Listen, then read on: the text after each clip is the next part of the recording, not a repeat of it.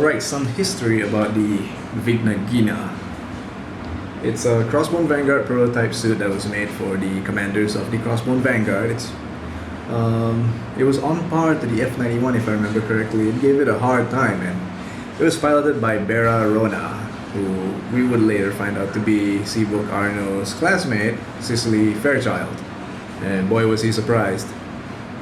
Or maybe he wasn't. Yeah, but she's basically a better pilot than him. I didn't say that. It was originally something like this. Let's see here. It's this weird gray, purple color scheme. So I didn't like that. And you know, if you don't like the paint scheme of a mobile suit, go ahead and change it. Gunpla is freedom, remember? So I did. I went for a Captain Phasma color scheme. So I was gonna call this Captain Phasma's Vigna Ghina. Yeah, I went for the chrome, but big issue was that the paints I used, it was a spray can. It was from a local manufacturer in Malaysia, and it's garbage. The spray paint was garbage, as you can see. For the finish, it's not really nice. I wouldn't recommend using this spray paint. Yeah, it's Mr. DIY's decorative chrome. Stay away from it because you can't touch the kit. It's gonna smudge and it's gonna remove the chrome effect. So yeah, painted it, add the decals, changed the colors, made all the purple stuff here red, and the joints black, as you can see here, using all that flat black, getting that Captain Phasma vibes. So this being a Reborn 1100 kit, I had high hopes for it because Reborn 100 is my most favorite line in the Gunpla series. It's like a big high grade if you've never built one before, and has nice details, acceptable articulation, and is basically a fun kit to have and build because they're usually very big.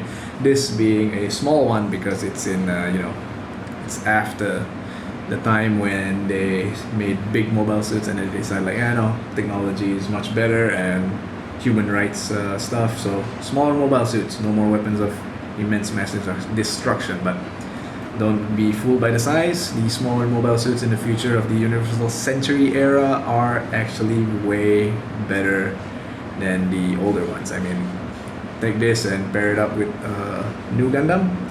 Yeah, this one's definitely back in more firepower. We're not comparing pilots here, we're comparing just technology of the suit. So let's get into the review now. Alright, here we go. Let's take a look at the accessories first.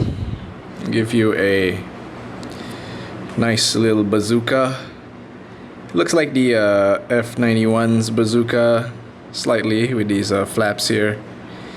I went ahead and painted this and gave it a little silvery effect to give that metallic gun look.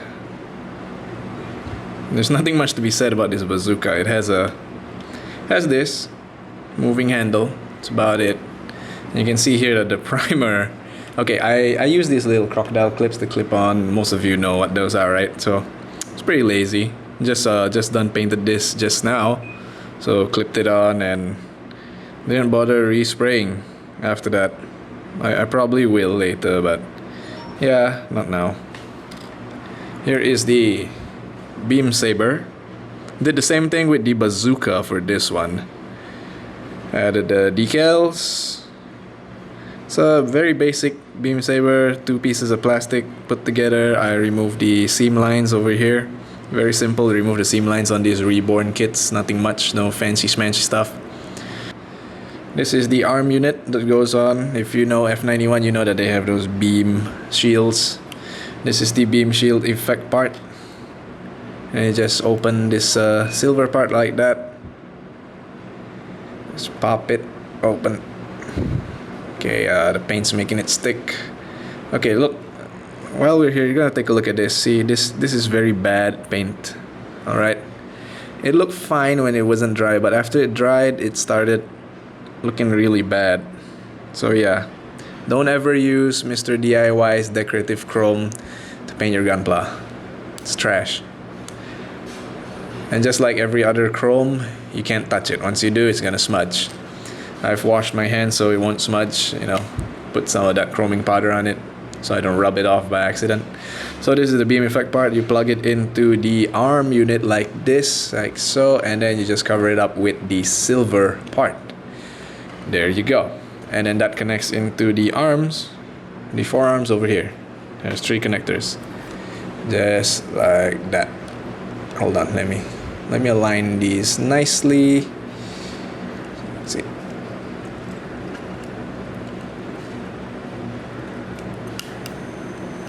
All right, there you go. Connects just like that. Now I'm gonna remove this because this is gonna make the articulation segment really difficult. So let's get that away. Now, as fast as possible, the head is very wobbly. Put it up like that and it falls down. I don't know why it does that. Can you hear that? Can you hear that? That's the head slamming against itself. A simple shake like this. Damn. Even after painting it, it's not tight at all. So you can't get him into some poses that you want. The head does, however, turn, no problem. There's no armor parts blocking it. It goes down, it goes up, and side to side because it's on a ball joint. So the weak part is the bottom joint that connects to the body. Yeah, that part is very weak. Moving on, the shoulders.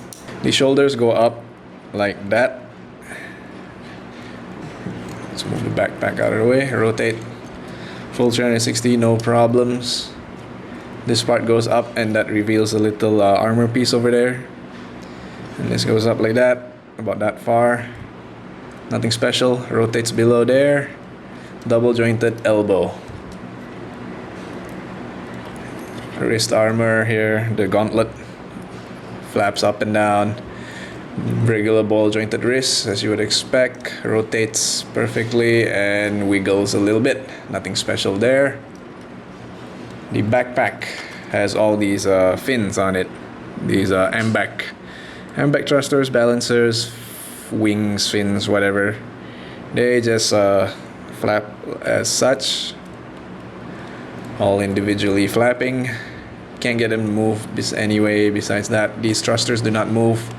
They're fixed in there. And beam saber handles are located here. I didn't want to take them out. It's a real hassle. You have to pull this out. It's kind of stuck in there. Also, I lost the beam effect parts. It's not that I lost them completely. I placed them somewhere in storage and I can't find them, along with some other things. Thank goodness I had everything else out for the painting process, so I didn't lose much. Just the beam saber effect parts. The body has a nice side to side. Slight movement. It's blocked by armor. It goes up and down. Hold on, let's get that in focus. It goes up and down about that much. Nothing special again. Doesn't go side to side. No wiggly movement. Just that. That's pretty good, I guess. And skirt armor individually articulated on a ball joint, so you can expect to get a lot of movement from that. This is also on a ball joint. Beware, this does pop out easily if you mess around with it too much. Even after I get it painted, it's pretty tight and pretty snug, but it still comes out. So if you don't have it painted, it's gonna pop out real easy. Back skirt doesn't move at all. So let's move these skirts out and let's show you the hip. The hip has that joint that moves forwards as such. You can see it's individually separated for the left and right leg, which is good because if I remember correctly, some master grades, they don't have that. It's like both connected together, so yeah, it's pretty silly. Legs go up about that far and back about as much as the rear skirt armor would allow you. Nothing special. They rotate, they go up like that. Basic articulation actually. And here's the disappointing part. Single jointed knee. It doesn't make sense. They had all the abilities to make a double jointed knee. There's even a space here cut out in the armor that would make you think that there's a double jointed knee, but no, there isn't. It's a single jointed knee and it comes with all these flaps. This flap is connected to the knee joint, so moving the knee joint will ultimately move this as well when it bumps into the other flaps. So flap moves up and down, so does this, move up and down. They don't have any gimmicks where they move together in unison, so watch out for these if you're posing it. The lower shin armor, heel armor. We got heel armor moves up and down. Not much, very limited range of motion. The feet will go forward as much as the shin will allow, backwards that much, and some side to side if not hindered by the sides of the calf armor. The thrusters here do not move, and they're always in that awkward position. I don't know why. Couldn't they put it a little bit lower, like aim down a little bit? You can fix that if you want to mod the kit. So that's it for articulation. Whoops. Alright, final thoughts with this kit. I would definitely not recommend anyone get this kit as their first Reborn 1100 kit. I really like the Reborn series of Gundam model kits, and that's a lot coming from me. I would not recommend this. Get something else. Get something before this, like the Bawu, the Reborn Bawu, top notch. The Ifrit, the Gerbera, even the Jagdoga. This it's gonna leave a bad impression if you were to try out the Reborn kits for the first time ever. And also the design. The design is probably not something everyone would like if you're into Gunpla, but it does have its appeal, as you can see on the front, the sides and all. It does look nice in its own way. It's not a basic mobile suit design, and for the price this comes in at about, I got it for around 20, 23, 24 US dollars because I bought this in Japan, in Osaka, at what's that place called? Joshin Super Kids, the character museum. Got this. You can watch my video, I have it uploaded. I forgot how much this was, but yeah, you can check the price there. For the price, I think it's alright. For a kit this size and for whatever they give you in the box, it's alright. Things that they could have fixed, as I said in their articulation, this knee. Why isn't it double jointed? It's not that it doesn't have good articulation for the knee, it's just weird. It's really weird that it's just a single jointed knee, and it's kind of limited. The legs are also limited in the articulation department. The feet, these thrusters are in an awkward position. Maybe point them downwards slightly, or give the option to move them around. Yeah, now it seems like I'm complaining a little too much. So yeah, do I like this kit? I don't regret buying it, if that's what you want to know. So before we go, let's do a quick size comparison.